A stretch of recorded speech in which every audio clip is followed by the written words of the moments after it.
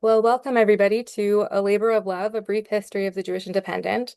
My name is Adi Burton, and I'm one of the co-executive directors here at the Parrott Center for Secular Jewish Culture, which was founded as the Vancouver Parrots Institute in 1945 to establish and conduct a school that provides students of all ages with a progressive and modern Jewish cultural education through classes, seminars, and workshops, but also performances, exhibitions, cultural holiday celebrations, and more. And our doors are open to people of diverse cultures, beliefs, genders, sexual orientations, and abilities. Tonight's event is the second of our new Doikayt Speaker Series, which is a public online extension to our new Doikayt seminar on the history of Jewish migration and settlement on the West Coast from 1880 through the 1930s. Through engaging with historical records and archival materials, including those that are guarded today by our speaker, students in the seminar worked together to try to understand the role that Jews played in the colonial project of Canada and the political landscape of the emerging nation state, from railroad barons to bootleggers to radical labor organizers. Doikayt, literally here-ness, is a concept that stems from Yiddish-speaking Jewish progressive movements, emphasizing the importance of connection and commitment to local struggles for justice, equality, and mutual liberation. And this speaker series, like the Doikayt Seminar, invites participants to revisit the familiar and close to home and reconsider the stories that we tell and those that we don't tell about who we are and how we got here. So before we begin, we invite you to reflect on where here is. My co-facilitator, Michal Israeli, and I are hosting this event from the traditional, ancestral, and unceded territories of the Musqueam, Squamish, and Tsleil-Waututh First Nations. Jewish history in Canada is rarely discussed in the context of colonization and land theft, and our our Doikayt program attempts to resituate our understanding of this place, including the literal place where the Parrott Center is located and how we got here. Through our collective study and inquiry, we work to uncover the specifics of colonization, its impacts, and our implications in and responsibility for the places where we live and come together in community, and to the peoples who have been the caretakers, custodians, and protectors of this land since time immemorial. So one of the ways that we have tried to better understand and engage with our history here in Vancouver is through the archives of the Jewish Western Bulletin, which is really a treasure trove of historical insights and many, many curiosities. And I especially enjoyed the ads, as I was telling Cynthia before we started. Looking at the back issues of the paper, which is the only and longest running Jewish community newspaper in BC, can do a lot to dislodge our assumptions about our past and also raise important questions, making it a precious and really irreplaceable educational resource that belongs to all of us. It seems prudent to also point out that local community newspapers like the Jewish Independent are undergoing under ongoing threat as digital and corporate media take over, leaving us without crucial information about what's happening around us on a smaller and more local scale, and with fewer chances to connect with each other.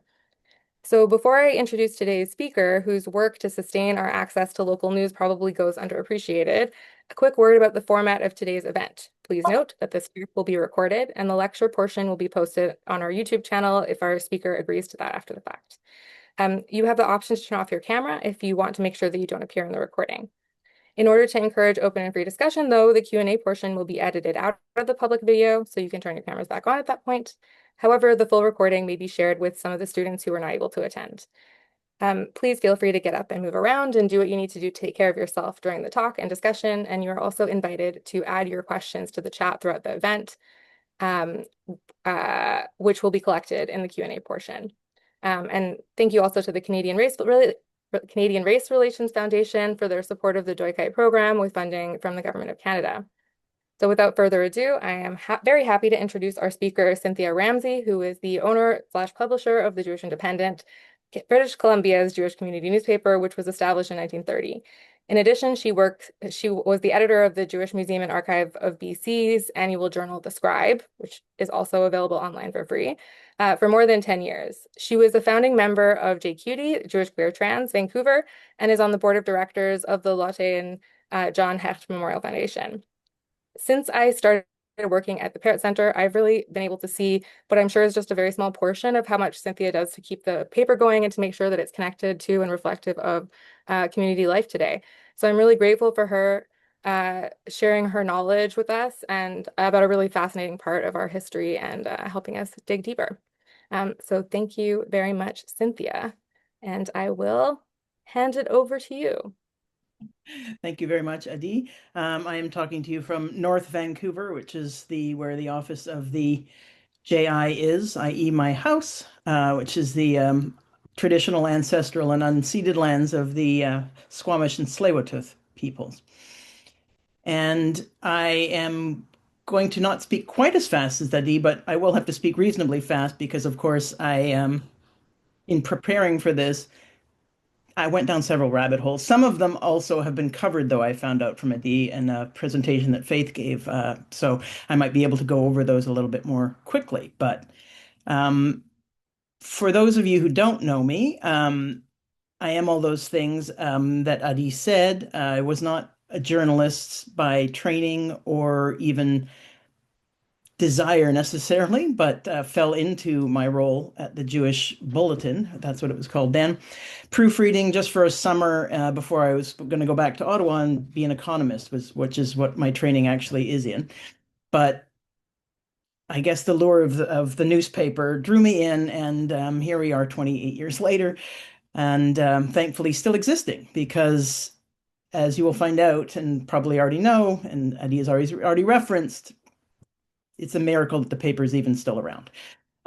So I am going to share my screen because I've made a PowerPoint presentation. Um,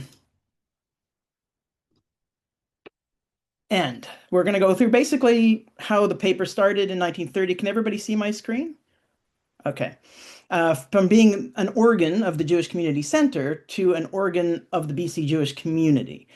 And we're going to talk about the Jewish Independent today and how editorial decisions are made and everything like that. And basically kind of where we go from here, which is a bit of a unknown at this point. So just very quickly and mostly in pictures, there was a Vancouver Jewish Bulletin in 1925. And it was started by Dr. J.I. Gorosh, and I'm not sure if it's at all connected to the 1928 Center Bulletin that came about. Probably some of the same people were involved, but the Jewish Western Bulletin and Jewish Independent take their histories from the Center Bulletin and not the original 1925. So we're 96 years old, technically, because that Center Bulletin was a mimeo, and for whatever reason, the folks started counting only the history of not the Center Bulletin, not the Weekly News, not the Jewish Center News, but the Jewish Western Bulletin when it became a tabloid in 1930. So we are 96 years old. I kind of wish we were a few more years older because that would be just bragging rights, I guess. But so we have that, and here's just other images. Now, briefly, there was the Independent Jew, and there was a Yiddish publication as well. The Independent Jew, though, being another Anglo newspaper, caused quite a bit of consternation when it showed up in the 1930s and was kind of, I'm reading between the lines, run out of town because at that point, my understanding is the Jewish Western Bulletin was failing, but they had managed to find a printer who would print it at a better rate and they were going to survive. And then all of a sudden, under the guise of quote unquote saving the community newspaper, somebody else brought in a new newspaper. I'm not sure how long they competed for, but the Jewish Bulletin won out in the end. So from 1930 to 1949, we basically had the Jewish newspaper being under the purview of the Jewish Community Center. In 1932, though, the Community Center became part of the Vancouver Jewish Administrative Council, which, if you want to go back, is where Jewish Federation of Greater Vancouver has its roots. So in the early years, basically it was volunteers and the council, and it was council volunteers. So not only was it controlled by council, but it was operated by council. And with this guy, J.W. Herman, being the first chair of the Bulletin Committee. And there was pretty much an editor, a new publisher every couple of years. But in 1937, one of the sales guys, Harry Musikansky, had this idea that the paper's costs could kind of be shifted over to a publisher, and the publisher could get all of the advertising and keep all of the revenue, but would then, I'm going to move that. So while the council kept editorial control, so they could sort of ship off and hopefully not have the money worries that they were having all through the 1930s. Of course, they kept having money worries, but this is the same model that really carried on through the 1960s, is that the control of the editorial was ultimately with the council, but all of the advertising and fundraising and things like that would go through, and the publisher would be able to keep the revenue. Musikansky was publisher for a while. Some other guy took it over, and then it sort of switched hands again as it went back and forth. And then we had Goodman Florence, who was doing some editorial work. He became the publisher in 1948, but did not last long and left from what he was published in the newspaper under kind of poor conditions. And this is just to show that since 1930, the JWB had 13 editors at the helm, and that was all these folks. And it also goes to show, though, that the paper sometimes makes mistakes that don't get corrected throughout history, because as far as I read it, Dr. John Zak was not the last committee chairman to appear on the JWB masthead in 1962, because the last masthead I could find was 1967. So you can't necessarily believe everything you read. Surprise, surprise. Oh, and this is one of my favorite people, actually, backwards, is this Max Grossman. He's the guy who started the mimeo. And I just love his glasses and his look. And he was very involved in the Jewish Bulletin. So as when I talk about Goodman Florence leaving unhappily in 1949, in one of his last editorials, he complained about what readers want everything under the sun. And up to date, I have yet to been able to completely sell the simple fact that to do all of this requires considerable revenue. His decision to sell the paper was arrived, not to sell the paper, to quit being publisher, was arrived after he realized that I had not been getting much assistance and sufficient advertising support, and that without such assistance, progressive development could not be undertaken. He felt certain that the position, now that he drew it to everybody's attention, it would be magically solved when Abe Arnold came in and bought the paper with his partner, Asher Snyder. And, spoiler alert, it wasn't solved. So we have Abe Arnold from 1949 to 1960, and it actually seemed like it took about a year for him to get a contract. But he started in 1949. He worked with his wife, Bertha, who is the advertising manager, and they bought out Asher Snyder in the first year. So, as is the case in a lot of the newspaper, is that the early years of the newspaper is that the male counterpart is front and center. So Abe Arnold ran the paper, but Bertha was in the background doing a hell of a lot of stuff. Now, the Arnolds, the deal that they made with the council was that they could keep the advertising and subscription revenue as long as they took no more than 55% of the printed space. And then you can see this is part of his contract, that subscription rates were fixed by the council, so he didn't even have say in that. And then the council, through its bulletin committee, shall have final authority on editorial policy. So right away, he's barely started, 1949, May, he's already got huge, this is the bulletin committee meeting notes, where they're criticizing the social column, they're criticizing the lack of small community coverage, among other things. They think that more space should be given to local news and people, and there's several ideas, of course, at how to improve the paper from people who are not running the paper, including news that there should be more news from Jewish communities in BC and Western Canada, and there should also be news of a national and international nature. So you can imagine stepping into this scenario where the paper was already at a debt, was already struggling to fit the information it was, and now Abe Arnold and Bertha are faced with criticism from the day out. And I just went through sort of each year of the first few years, and one of the recurring themes, especially in the 1950s, but continuing to the 1960s, is editorial control and how much control the editor should have versus how much control the council should have. So this is notes from 1951. Dr. J.V. White was the president, and he's just talking about that the committee should be consulted on major issues, but otherwise let the editor do what they can do, and it should be treated as a proper newspaper, and that unwarranted attempts should not be made to stifle its voice. So that was 1950-51.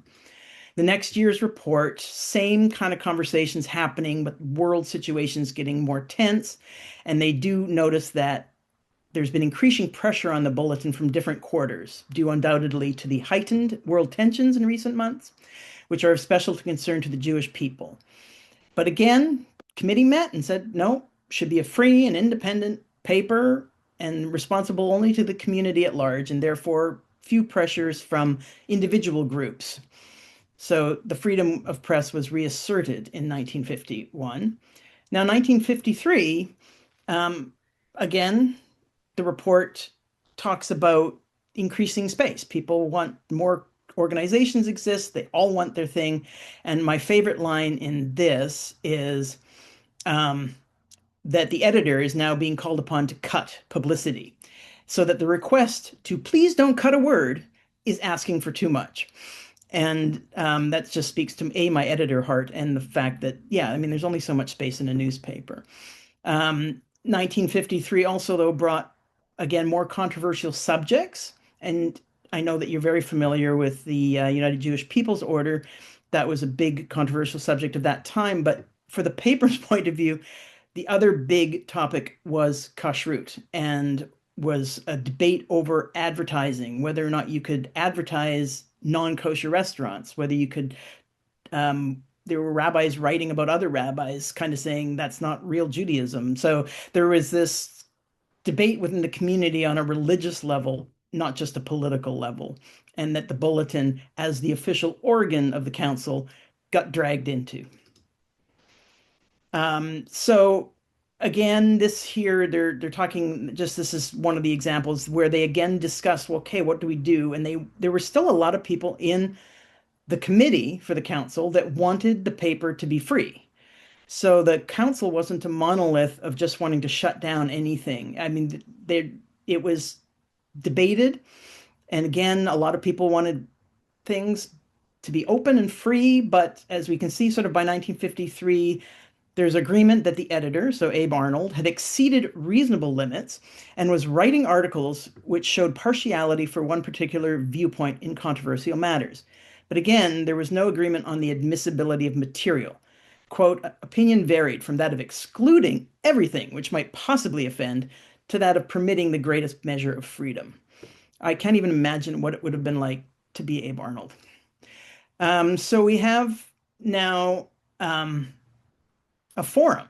So EJPO was expelled from CJC, I think, in early 1950, but they weren't expelled from the Vancouver Jewish Council until 1953. And that happened in March. And then there was obviously, even in the committee, a lot of people who did not agree with the decision to expel them. And so there was a forum on the bulletin because, of course, not only did the expelling mean they couldn't get funding from the council, but they couldn't actually use the council organ to promote anything that they were doing. So there was a most stimulating 2.5 hour discussion at this public forum where 4 people kind of presented sides, all the way from these are the people I think is Jewish community to, well, Hitler basically said everybody was Jewish based on a lot less than that. So there was this argument in the community as to where people stood. And you can see that I did this slide, I moved it. So you'll find out who Oberman is later on. And now I'm a little confused where we are. So in 1953, yeah, the major controversy were the EJPO's expulsion. So it was Zionist basically versus, well, Zionist or right wing side of the community versus left. And then there was kashrut related matters and editorials and, catty, being catty towards other forms of Judaism. 1954, you would have thought nothing really happened in 1953, which I love. They kind of talk about the growing community again, more activities, increasing demand on the editor to cut material, but they just kind of sum it up. It was a tough year, but they averted a crisis with a review of the editorial policy, and they created an editorial board. Going through the documents, I find it interesting because a lot of the meetings suggested creating an editorial board. So I'm not quite sure if they kept fizzling out or why they kept having to recreate one. And then money, though, was the big. We must share with you the bulletin's most serious problem, the financial situation. So this is kind of the atmosphere. Arnold has had probably a very difficult 10 years, and he gets offered a job in Montreal and not surprisingly takes it. Actually, I want to go back 1 second to this. The bulletin. I have examined the bulletin statement for the year 1953, and most significant fact which stands out is that after all expenses are paid, our editor, Abe Arnold, and publisher hasn't enough left for his own wages if he were hiring himself at a cub reporter's salary. Fortunately, his wife handles the advertising, and with both of them working, they produce what Mr. Arnold should be making himself. So again, it's no reason why. I mean, I'm surprised he lasted 11 years. Um, so here's the notes from the meeting where he said, "I'm leaving," and they accepted his resignation with regret. But they also didn't want any interruption in the operation of the bulletin. So we're looking at May 19th, 1960, where they're looking for a new editor. By 19 by June, they already have 3 people who are interested, one of whom lives in Winnipeg. And then by the end of June, they're saying, let's bring in that Winnipeg guy. They've hired Sam Kaplan, and they've signed a contract. He's the new publisher, and they have various terms, paying his moving expenses and things like that, and what he'll buy. And then there was further negotiation, I believe, between Sam Kaplan and Abe Arnold as to what the assets of the paper should be worth. And they, because there's that side of it as well, because they're still operating under that position where the publisher will get to keep all the revenue from ads and subscriptions. So there's the article that appeared when Sam comes in as the new one and Arnold's leaving, and Bertha's kind enough. She's going to stay and help the Kaplans with the transition. He'll take over August 1, but she'll also help with the Rosh Hashanah edition so that there's a smooth turnover. And again, though it was Sam Kaplan who was named the Jewish Bulletin and his picture all over it, it was actually him and his wife Mona who ran it. They were very much a couple, and a power couple at that. And by the end of the second year, they were able to decline. So throughout the paper's history, from when the publisher could take the revenues, they were also given a grant or a stipend or a subsidy from the council. So the Kaplans managed to decline the subsidy already by 1962. However, they were still operating in the JCC, and I'm not really quite sure when they moved the paper to Heather Street, but I know it was 1965, and I'm not sure. It's sort of murky as to what the relationship was after that. So they didn't, because the Bulletin also got free rent in the JCC, but they didn't want that. They really didn't want to be at all connected financially to the council. There continued to be a publications committee, however, but its role seemed to be reduced to deciding what the council still was able to put pretty much any advertising, events, listings, endorsations into the paper, but it seems like they really didn't have much control over the paper, even though the last issue that we have a publications committee person is December 8th of 1967. So but way before that, so from 1963 into the 1970s, there are letters between the council and Sam Kaplan about the relationship. And it seems without resolution because the council seems to have been content basically to not be financially responsible for the paper. So here's just one example, a little portion of a letter from Lou Zimmerman, who was, I think, the head of the fund at that point, or the committee. And it's to William Gelman. They're both just talking about Sam Kaplan, who's agreeing that who's saying basically that the relationship between the paper and council has really not been functional over the last few years. And he's fine with it because he thinks a paper should be independent and free from control editorially, and all the news policies should be the editor's control. And he says he would gladly accept an advisory committee, so an advisory capacity, not a final authority capacity, which was the case with Abe Arnold. And also, he's seeming at this point, he's talking, I do like the line that he wants somebody, if they're going to have people on this advisory board, they should make some positive contribution rather than simply act as critic and censor. And I don't know, as running the paper now for almost 30 years, I get that. Just be helpful. Criticism is great, but have a solution behind it. So here's another letter a year later, or 4 months later, from Sam Kaplan to Gelman. And he says, yeah, sure, let's review this whole relationship because the present situation does appear to be archaic. And so he's going to put together some proposals for mutual consideration, and he respectfully submits them, and while pointing out that he has relieved the council of the heavy financial liability and the burden to community, which had caused no undue amount of worry and pressure to local leaders.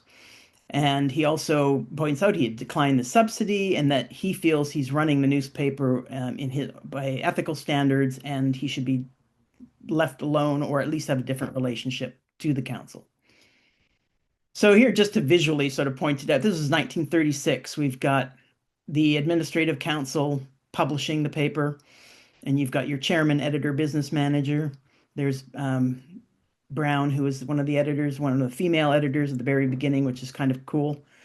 And then we've got Dr. J.V. White, who is the president of the committee. And again, it's the official organ of the Jewish Community Council of Vancouver in the 50s.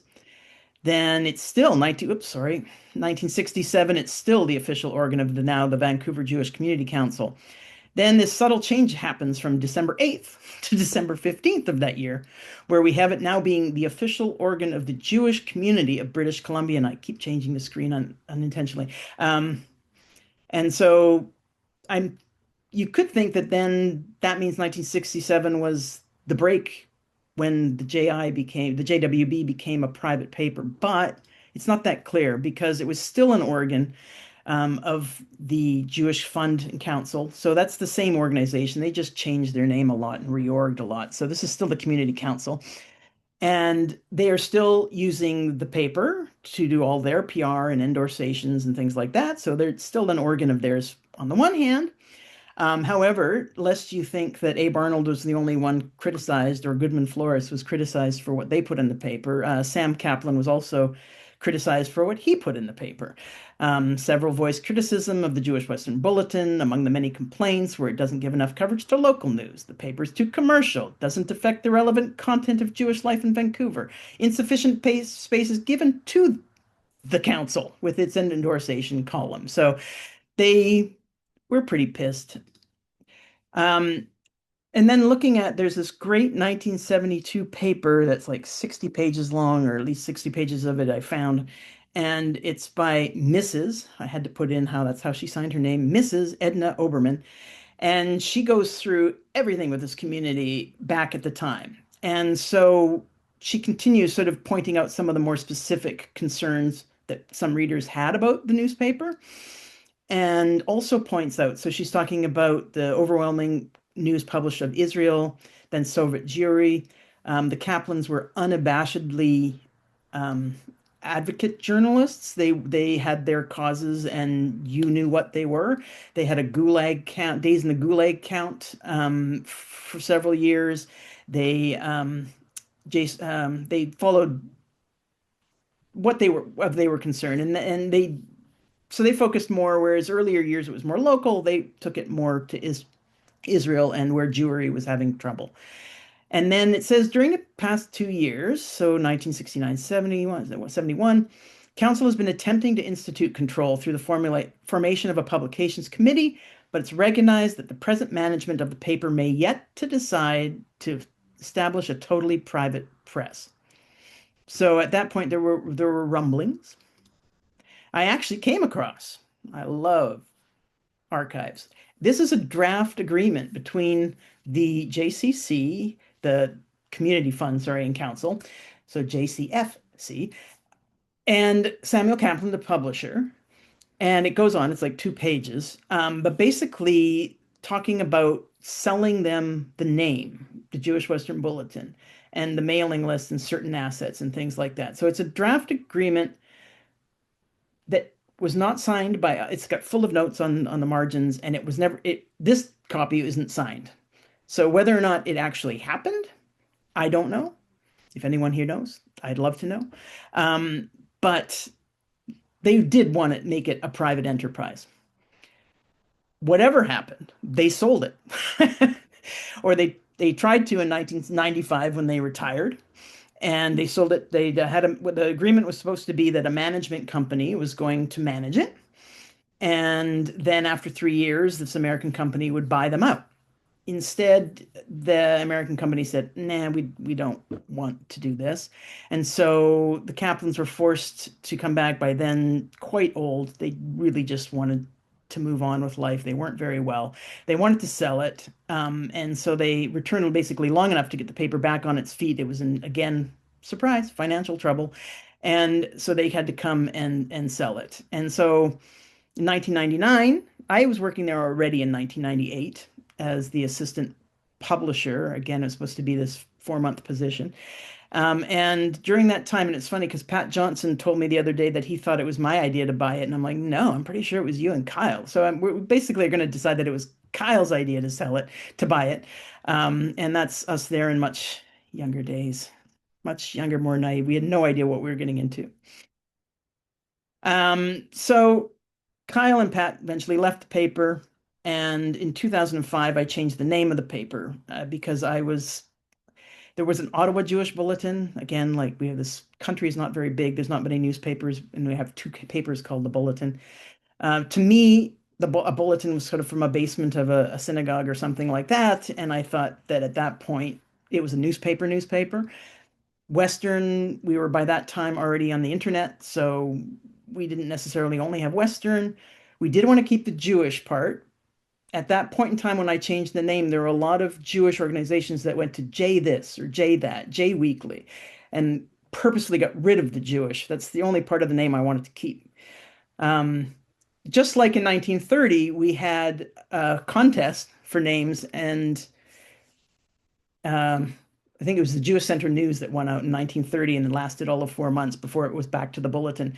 And then I had a contest and I didn't like any of the names. So I picked Independent and I had wanted to do the Optimist, but found out there was the Delta Optimist already. So um, I kind of like the irony of being a Jewish optimist. But so we are the Jewish Independent, and we are not financed by council anymore, have not been since the Kaplans broke that in some mishy-washy time. We don't have any, we have loyalty to the community as a whole, but we're not really beholden to any organization. So obviously, I think having a community newspaper is important. Otherwise, I would not have been earning that Cub salary that Arnold earned. So I think it does connect Jews across most of the spectrum. I'm going to freely admit not all of it, and I'll explain actually directly that issue. Um, the way I've run it, and I think mostly others, is to celebrate what the community members are doing, sort of like happy news in a world where anti-Semitism and world just can get you down. Hopefully, we offer a unique perspective, a different way of looking at things than the general media. And we try to reflect community concerns and interested, but in a solution-oriented way. Again, that person who brings not just criticism. And then we try to introduce some new concepts and educate readers. And we are, by default, one of the more comprehensive first drafts, but not, again, completely comprehensive. So we've been a consistent record from 1930. And you can see patterns, like if you look at EJPO and there are things in the 1950s, it's a similar situation now with the anti-Zionist movement and within the Jewish community, that there's these divisions that sort of go throughout time. But watch almost any promotional video of any organization in this community, and it's going to feature clips from the JI or the JWB. Read almost any historical essay or article about the community, and you're going to see references to the paper. So it's always been a community paper, wanting to, and this is important for steadfastly, because this is why some of the editorial decisions have been made. I'm going to kind of exclude the Kaplans when I talk about generally. I feel like I'm more following in the footsteps of the council than I am of the Kaplans. So we're working steadfastly and faithfully for the welfare of the Jewish community as a whole. It is our aim to be the medium through which the Jewish community will give expression to its ideals and announce its activities. We'll strive not to deteriorate into a mere gossip sheet, but to be a service. And this was in the original bulletin that I'm pretty sure has some connection to the 1928 mimeo. The 1930s, again, we don't pretend to be radicals. We're not going to advocate changes in religious life. We're not going to inquire into personalities again on the gossip side. We do plan, however, to encourage and foster the spirit of united Jewry in the city. And they asked for the community to support them in that endeavor and to overlook petty differences and personal jealousies and to work for a harmonious, unified community that will merit, I found this, merit the attention and praise that it already has attracted. So that's 1930. And then this was just last year for our 90th anniversary. 95th anniversary issue, talking about wanting to maintain a middle ground to be inclusive, but also respect my own boundaries. And I think that there are concerns that should be played out in public and others that should be dealt with privately. The JI isn't a gossip rag. We get a lot of things where people like, I just got divorced. Can you do a thing on gets and why? And I'm like, well, we could do a general thing, but I'm not going to be talking about your husband, or we're not going to be that kind of a newspaper. One thing the Kaplans did do, which I appreciated, understanding a weekly newspaper, people, will forget what they read last week. If somebody really criticized a Jewish institution, they had a policy, a letters policy was to run at the same issue, the criticism and the response from the organization that was under question. So I did appreciate that from the Kaplans and thought that was a very cool thing to do. So while not ignoring the hurtful, the divisions, the controversies in our community, we do try to cover stories in a way that doesn't depress or paralyze, and that is again solution oriented or positive. And we try, we don't want readers to put down the paper in despair, but rather to think about what they can do to contribute to a better world, whatever that means for them. This is going back to, or the Edmund Oberman, where she talks about the UJPO's expulsion from CJC, which was 1951, I think. But then the council. So council also rejected. They also, though, in I think the early 70s, they also rejected and did not allow Rabbi Meir Kahane, really right-wing individual, to come speak in Vancouver either. They really did not want the extremes in the newspaper. Oberman also breaks down the community basically into three main clusterings of organizations and institutions. There were the Zionists, there were the left, and then there were those with religious underpinnings. And it could be argued that this has long been the breakdown of the community and continues to be, and that the newspaper has always had to balance the concerns of these groups and does tend to avoid extremes of opinion, at least, as I say, during the council's tenure and since 1995. So the Kaplans had their issues that were very important to them and could sometimes include quite extreme views and then exclude the ones they didn't agree with. So how are editorial decisions made now? Basically, what events are coming up and what's going to benefit from promoting them? What have community members sent to me that they'd like me to promote? Because a lot of it is if I don't know about it and there's basically just me, I can't write about it. We can't get people. What's in the general news that of interest, and what story will be relevant 2 weeks from now when we publish? Basically, what have I been thinking about? What do I want to learn or read more about? And will there be space? Pretty much those are the 5 things that I look at. And space is determined by how much advertising we have. Ideally, we'd fit in everything every week and have all those things that we've always wanted to have since 1930. But we basically tally up how many column inches of ads we have, and then we determine the number of pages the paper will be. So I'm using the January 23rd example. It was 27% ads, so no worries about going over that 55% the Arnolds weren't allowed to. And so this is the dummy. So Josie, I just love this part of it where you get to draw little pictures of what the paper will look like, just blowing it out that I did an Iran rally on the cover. And this was a camp guide, so we had to have a camp guide section, which took away some maybe space from other material. And so that's what will fit in an issue. So for most of my time owning the paper's either lost money or broke even. We have made little profits over the last few years, but mainly because we've cut things. We are only twice a month now instead of weekly. Staffer member retired, did not refill the position. Increased donations from community members since COVID. And basically, our costs are, staff, rent, printing, and distribution. And our revenues are coming from advertisers, subscriptions, and donations. But whether or not we've lost money or made money, we've basically won an American Jewish Press Rock Hour. We average 1 or 2 every year. I'm worried we didn't win one this year because I haven't heard from them, but that's fine. I don't do it for the awards, but I do like them. And so the other thing I like is the relationships with the community. So This is just a small example of so many of the things. This is a woman. This is J.I. Gorish, who actually started that 1925 bulletin, which is why I feel like there's a connection between the 1925 one and the 1928 to today one.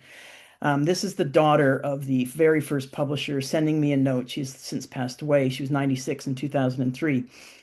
Thanking, we've always given a bunch of newspapers for free. We dropped them off at the Louis Breyer. And she's just thankful. That's her connection to the community. And her dad was the first publisher, and she was proud of him and how his baby has continued for so long. Other newspapers, I'm not going to read all this, but basically have failed. Like Adi, you mentioned in the intro that it's sort of at threat. We've had all of the Alberta papers kind of merged into one. We've had Winnipeg's Jewish Post and News is now kind of run mainly by the Senior Center. We have a Toronto-based Jewish Tribune, ceased operations in 2015. A little side note, they tried to force the bulletin out in 2009. I will never forget. In that way, I am very, it can be petty. That they ceased operation 2015. Adios to them. We have the Canadian Jewish News, which has, I mean, this is, I think of, this is where I also get a sense of pride. We have such a small community in Vancouver versus Toronto and Montreal. And the Canadian Jewish News has had to close twice for reorganization and figuring things out. They now publish 4 times a year, a magazine, but they're mainly online. So they're more or less not a weekly anymore. We have the Ottawa Jewish Bulletin, was a federation-owned newspaper, and that became an online paper only in 2020. There are some magazines and things like that. Also in the States, not much better. We have the New York-based Forward, which went from being a weekly to a monthly to online only. We have the Seattle Jewish Transcript, which closed in 2015. So the landscape is narrowing. And so this is my last slide, and I looked at, Eddie had sent me the program, and I thought, this was not preparation I did. As I said, I was very naive when I started. So this was not preparation for my journey, but what I've figured out on my journey. And so this is basically, the first one is just how attached I am to a community I did not grow up in. I was born in New Brunswick, grew up in Winnipeg, family's mainly in Ottawa now. I came here for school, stayed, and I actually do feel like I know some of these people. But there was also a personal connection where my aunt, my Winnipeg born aunt, lived in Vancouver in the 1960s. And going through the newspaper, I found her name, and she'd passed away the year prior. And she was my connection to the Parrott Center, where I started singing, and she had played piano for Claire Klein-Ossipoff, may she rest in peace, as well. I decided to look through the paper, and there I see her youngest son's birth announcement. So my cousin's birth announcement. I see a concert she played at. So there was not just the community I didn't know grow up with, but there was also my family I found out things about. And it's the not being alone, because I say I don't have many mentors. I don't know anybody else who runs a paper, and so as I go through and I think I'm a failure because this is not making money, and I go through and it's never made money, I go, oh, okay, well, I'm not alone. It's not me. So I get some sense of satisfaction in that friendship and that bonding. And then identity. I mean, I've met in knowledge. I've met some incredibly amazing people, and I consider myself, as I say, lucky. I've met some of these um, founder folk with names like Aceman and Wask and Siegel, and before the patriarchs and some of the matriarchs passed away, I had tea with um, founders of the Jewish Genealogical Society and people from the National Jewish Council of Women, and it's just, and these are teas that I'll remember forever. And I've learned a lot, and I've had to go through life where you're not going to please everybody all the time, and I'm a people pleaser, so that's been a particularly hard lesson to learn. Because as everyone who knows, who deals with humans, you're not going to please everybody all the time. And so the newspaper just turned 96. My plan is basically to retire when I'm 60, so that puts the paper at 100. I'd like to get it to that point. I truly think it is a treasure, and I think I do want its future to be long, so I'll be very careful with who I pass it on to. Hopefully someone wants it, because it is a labor of love at the end of the day.